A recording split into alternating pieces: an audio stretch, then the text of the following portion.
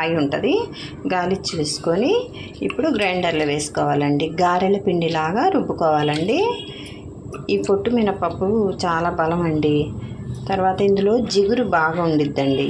కాబట్టి ఈ పప్పు వాడుకోవటం వల్ల చాలా ఉపయోగాలు ఉన్నాయండి. దీనివల్ల మిక్సీ జార్ తీసుకొని 4 పచ్చిమిర్చిలు, అల్లం వేసి మిక్సీ పట్టుకోవాలి. పేస్ట్ అల్లే చేసుకోవాలండి. ఈ పేస్ట్ని అందులో కలుపుకోవాలి, పిండిలో కలుపుకోవాలండి.